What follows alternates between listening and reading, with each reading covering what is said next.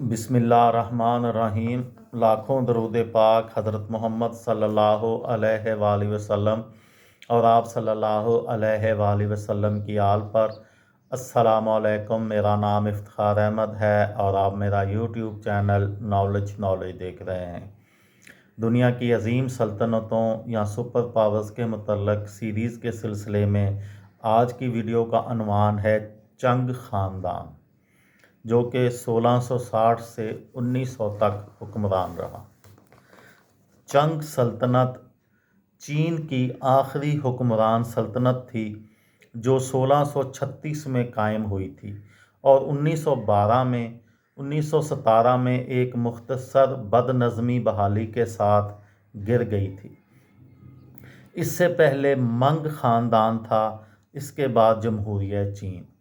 اس خاندان کی بنیاد منچو قبیلہ آئسین جیوورو نے رکھی تھی، جس میں آج کل شمال مشرقی چین، جسے منچوریا بھی کہا جاتا ہے، 1644 میں شروع ہو کر اس نے چین اور اس کے آس پاس کے علاقوں میں وسعت دی، جس سے سلطنت عظمیٰ قائم ہوا۔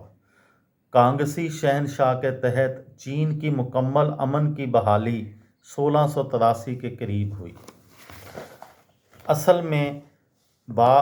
میں بعد میں جن خاندان کے بعد اس خاندان نے اپنا نام تبدیل کر کے گریٹ چنگ رکھ دیا، یعنی واضح یا پیلوسیڈ، یعنی 1636 میں۔ 1644 میں بیجنگ پر باغیوں کی افواج کے اتحاد کے ذریعے قبضہ کر لیا گیا، جس کی سربراہی لی زی جنگ نے کی، جو ایک معمولی منگ آفیشل تھا، جس نے بعد میں شان خاندان کا اعلان کیا۔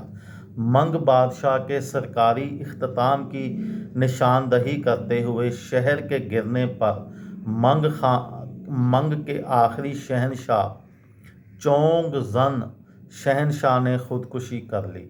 اس کے بعد منچس نے منگ جنرل وو سانگوئی سے اتحاد کیا اور بیجنگ پر کنٹرول حاصل کر لیا اور لی کی قلیل المدت دور حکومت کو ختم کر دیا۔